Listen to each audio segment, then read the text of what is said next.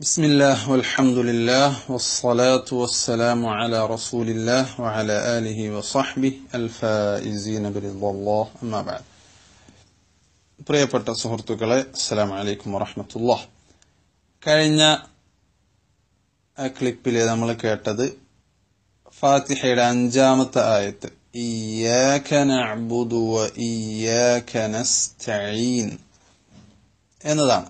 അതിൽ ഒരു പോയിന്റും കൂടെ ശ്രദ്ധിക്കാനുണ്ട്. സാധാരണഗതിയിൽ പ്രത്യേകിച്ച് കേരളത്തിൽ പലരിൽ നിന്നും, കുറച്ചൊക്കെ ഓതാൻ അറിയുന്ന ആളുകളിൽ നിന്ന് പോലും കേൾക്കുന്നതും എന്നാൽ വളരെ ഗൗരവമുള്ള തെറ്റായ ഒരു കുറ്റകരമായ ഒരു ഉച്ചാരണം കൂടിയാണത്. എന്താണത്? നസ്തഈൻ എന്ന് നമ്മളെ വക താഇനൊന്ന് നീട്ടുക.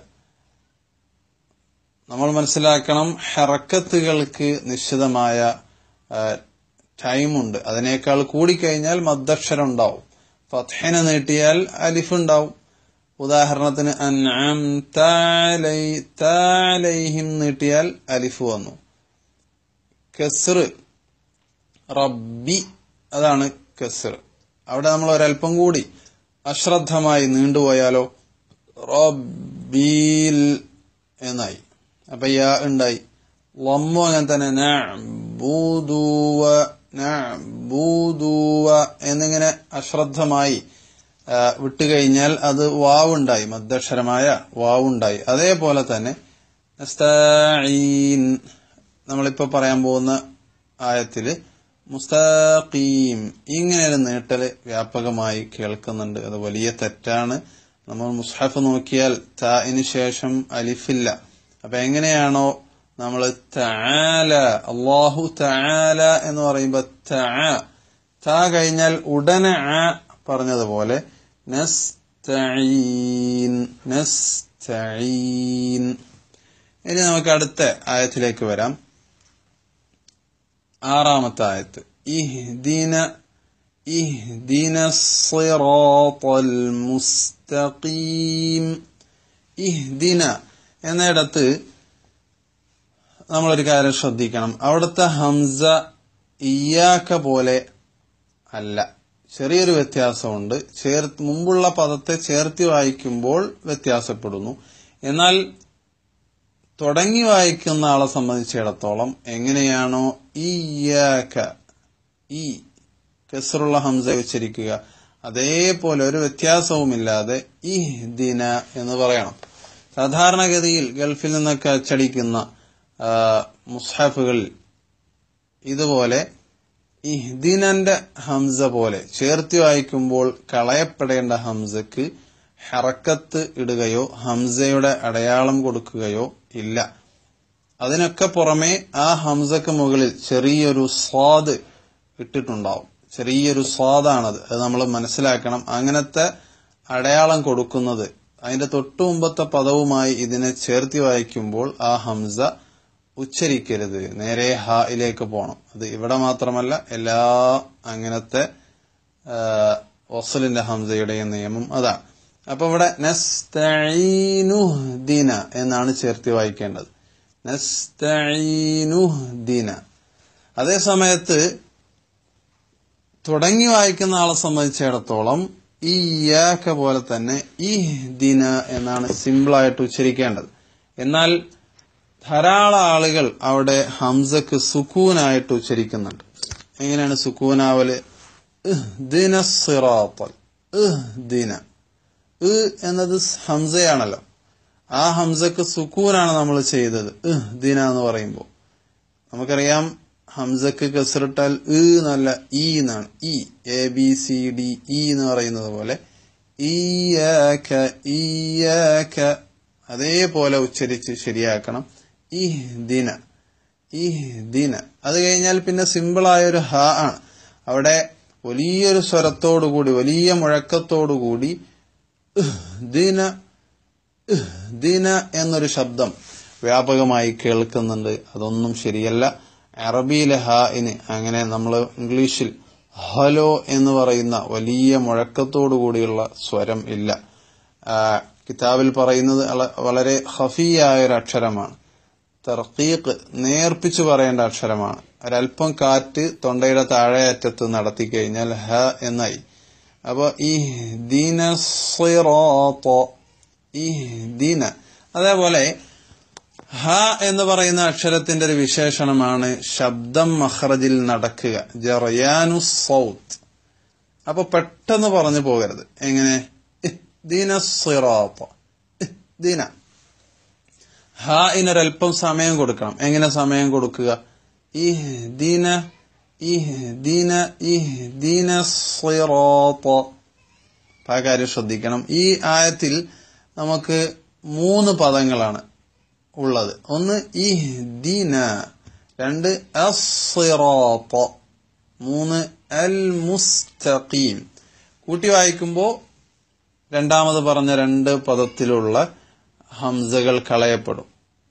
ഇനി അടുത്ത 2 പദങ്ങളിലും വളരെയധികം ശ്രദ്ധിക്കേണ്ട അക്ഷരങ്ങളുണ്ട്. പലപ്പോഴും ആളുകൾ തെറ്റിച്ചോതുന്നതുമാണ്. എന്താണത്? രണ്ടാമത്തെ പദം അസ്സിറാത്ത എന്നതിൽ സ്വാദും ത്വാഉമാണ് നമുക്ക് അവിടെ പഠിക്കാനുള്ളത്. സ്വാദ് എന്നതും സീൻ എന്നതും രണ്ടും 2 അക്ഷരമാണ്. മഖ്റജ് ഒന്നാണെങ്കിലും അതിന്റെ സ്വഭാവം വ്യത്യാസമുണ്ട്. സി എന്ന് പറയുന്ന സമയത്ത് വായ നിറയെ അതിന്റെ ഒരു ശബ്ദം മുഴങ്ങി കേൾക്കണം, വായ നിറഞ്ഞിരിക്കണം. C C C. അപ്പൊ സി എന്ന് പറഞ്ഞു കഴിഞ്ഞാൽ സീനാണ്, ബിസ്മിന്റെ സീനാണ്. എന്നാൽ അല്ലെങ്കിൽ നസ്തഈനിലുള്ള സീനാണ്. ഇവിടെ ആ അക്ഷരമല്ല. അല്ലെങ്കിൽ പിന്നെ നമ്മളത് പഠിച്ച് വ്യത്യാസപ്പെടുത്തണ്ടേ. ഇഹ്ദിന സി, സി ഇതാണ് സ്വാദ്. എന്നാൽ അതിനു പകരമായി മലയാളത്തിലുള്ള സ്വീകരിക്കുക, സ്വീ, സ്വാഗതം എന്ന് പറയുന്ന അക്ഷരം ഉച്ചരിക്കുന്നത് വളരെ വലിയ തെറ്റാണ്. അത് സ്വാദ് ആവുകയുമില്ല. അപ്പൊ എന്താണ് പിന്നെ സ്വാദ് ആവാൻ വേണ്ടത്? സ എന്ന് പറയുമ്പോഴുള്ള മഖ്റജിൽ തന്നെ നാവിന്റെ തല വെക്കുന്നു. പക്ഷേ നാവിന്റെ പിൻഭാഗം അണ്ണാക്കിലേക്ക് ഉയർന്നിരിക്കുന്നു. അതോടൊപ്പം തന്നെ നാവിന്റെ മധ്യത്തിന്റെയും മേലെ അണ്ണാക്കിന്റെ ആ പൊത്ത് ഉണ്ടല്ലോ, അതിന്റെയും ഇടയിൽ ശബ്ദം ഇങ്ങനെ തങ്ങി നിൽക്കണം. അങ്ങനെയാണ് കിതാബിൽ പറയുന്നത്. അപ്പൊ സോ, അതോടൊപ്പം അരയന്നത്തിന്റെ ശബ്ദത്തോട് സാദൃശ്യമായ, അതിന് സഫീർ എന്നാണ് ആ വിശേഷണത്തിന് പറയുക. അങ്ങനെ ഒരു ശബ്ദം ഉണ്ട് അതിന്. എന്താണ് ആ ശബ്ദം? ഇതാണ്. ഇത് ഉച്ചരിക്കാൻ വേണ്ടി നമ്മൾ സ്വീകരിക്കുക എന്ന് പറയുന്ന പോലെ ഇതിനെ സ്വീ എന്ന് പറഞ്ഞത് കൊണ്ട് ഒരിക്കലും അറബി ഭാഷയിലുള്ള സ്വാദ് ആവുകയില്ല. ഇഹ്ദിന സി, ഇഹ്ദിന സിറാത്ത. അതേപോലെ തന്നെ റഹ്മാനിയിൽ നമ്മൾ നമ്മുടെ ശ്രദ്ധയിൽപ്പെട്ടതാണ്. റ പറയുമ്പോൾ ഴ ആവുകയോ റോഡ് എന്ന് പറയുന്നത് പോലെ ആവുകയോ ചെയ്യാൻ പാടില്ല. അപ്പൊ ഇഹ്ദിന സിറാത്ത, ഇഹ്ദിന സിറാത്ത. അവസാനത്തെ അക്ഷരവും പ്രത്യേകിച്ച് അനറബികളായ നമ്മൾ വളരെയധികം ശ്രദ്ധയോടെ പൂർണ്ണമായും മലയാളത്തിലെ ഥ എന്നോ അല്ലെങ്കിൽ മലയാളത്തിലെ കഥ എന്ന് പറയുന്ന, രഥം എന്ന് പറയുന്ന അക്ഷരവുമായോ പൂർണ്ണമായും വ്യത്യാസപ്പെടുത്തി സോ എന്ന് പറയുമ്പോൾ നാവിനുണ്ടാവേണ്ട അവസ്ഥ മുഴുവനും കൊടുത്തുകൊണ്ട് അതേ സ്വഭാവം പോ പോ. പക്ഷെ സ്വാദിന് കാറ്റ് നടക്കുക, അരയന്നത്തിന്റെ ശബ്ദം പോലത്തെ ശബ്ദം ഇതൊന്നും ഉണ്ടാവില്ല. പക്ഷെ വായ നിറച്ചു പറയണം, വായ നിറഞ്ഞിരിക്കണം. പോ പോ. ഇഹ്ദിന സിറാത്ത ഇതാണ് പോ എന്ന് നമ്മൾ മനസ്സിലാക്കണം.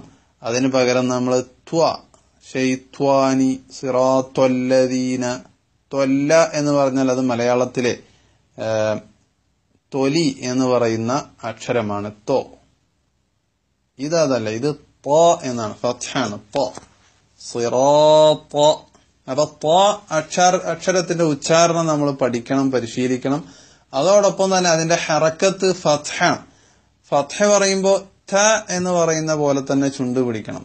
തോ എന്ന് പറഞ്ഞാൽ ഓകാരമായതുപോലെ തോ പറയുമ്പോൾ സിറാത്വല്ലദീന എന്ന് പറഞ്ഞാൽ അതും ഓകാരമാണ്, ഫത്ഹ ആവുകയില്ല. അപ്പൊ വളരെയധികം ഭംഗിയാക്കി നമ്മൾ അധ്വാനിച്ച് ശരിയാക്കണം. ഇഹ്ദിനസ് സിറാത്തൽ മുസ്തഖീം. മുസ്തഖീം എന്ന അവസാനത്തെ പദത്തിൽ നമ്മൾ ശ്രദ്ധിക്കേണ്ടത് മു എന്ന മീമിന്റെ ലമ്മ. അവിടെ ചുണ്ട് കൂർപ്പിച്ച് പിടിക്കണം. എന്തിനു വേണ്ടി? ലമ്മ് കേൾക്കാൻ വേണ്ടി. മുസ്ത എന്ന് പറയുമ്പോൾ സീന് മുസ് എന്ന ശബ്ദത്തോടെയും ത നേർപ്പിച്ച് കാറ്റോടുകൂടെയും അൽ മുസ്ത അൽ മുസ്ത. ഖീം എന്ന് പറയുമ്പോൾ ഖാഫാണ്. പലരും പറയുന്നത് മുസ്തഖീം എന്നാണ്. മുസ്തഖീം അതായത് ശരിയായ കാഫ്. കീറി എന്ന് പറയുന്ന കാഫ്. ഇതല്ല, ഖീ എന്നാണ്. എന്നാൽ അത് നമുക്ക് വളരെ സിമ്പിളായിട്ട് ശരിയാക്കാം. കീ എന്ന് നമ്മൾ പറയുന്നതിന്റെ ഒരൽപ്പം ബേക്കോട്ട് ഒന്നുകൂടെ നാവിന്റെ മുരട്ടിലേക്ക് പോയി അത് ആ ചെറുനാക്കിന്റെ അവിടെ തട്ടിക്കഴിഞ്ഞാൽ ഖീ എന്നാവും. അപ്പൊ അത് നമ്മൾ പഠിക്കണം. ഖാഫ് എന്നാണ് അക്ഷരത്തിന്റെ പേര്. ഖാഫ് എന്നല്ല, ഖാഫ്. അതിന് കസ്റിട്ട് കഴിഞ്ഞാൽ ചെറിയൊരു വണ്ണിക്കൽ മാത്രമേ ഉണ്ടാവൂ. അൽ മുസ്തഖീം. അപ്പൊ അൽ മുസ്തഖീം എന്ന് വല്ലാതെ വണ്ണിക്കരുത്. അൽ മുസ്തഖീം. അപ്പൊ ഒന്ന് ഓതി നോക്കാം. ഇഹ്ദിനസ് സിറാത്തൽ മുസ്തഖീം. ഇഹ്ദിനസ് സിറാത്തൽ മുസ്തഖീം. നേരത്തെ ഉണർത്തിയത് ഒന്നുകൂടെ ആവർത്തിക്കുന്നു. അൽ മുസ്തഖീം. തോ എന്നല്ല, ത ത ത. അതേപോലെ തന്നെ മുസ്തഖീം മുസ്തഖീം. ഈ നീട്ടലും ഒരിക്കലും പാടില്ലാത്തതാണ്. അതേപോലെ തന്നെ ഇഹ്ദിനസ് എന്ന് പറയുമ്പോൾ സ്വാദിനെ മാത്രമേ അവിടെ വണ്ണിക്കേണ്ടതുള്ളൂ. അതിന് മുമ്പത്തെ നൂനിന് ഇല്ല. സിറാത്തയിലെ റാവും താവും വണ്ണിക്കണം, തഫ്ഖീമാക്കണം. പക്ഷേ ഇഹ്ദിന എന്നതിലെ നൂനിനെ കൂടി ഈ സ്വാദ് ആകർഷിക്കുമ്പോൾ ഇഹ്ദിനോ എന്നാവും. അത് പാടില്ല. അപ്പൊ അത് വെളിവാക്കാൻ വേണ്ടി ഒന്നും കൂടെ ഇൻഷാ അല്ലാഹ് ഞാൻ ഓതുന്നു. ഇഹ്ദിനസ് സിറാത്തൽ മുസ്തഖീം. തഖബ്ബലല്ലാഹ്. صدق الله العظيم والحمد لله رب العالمين.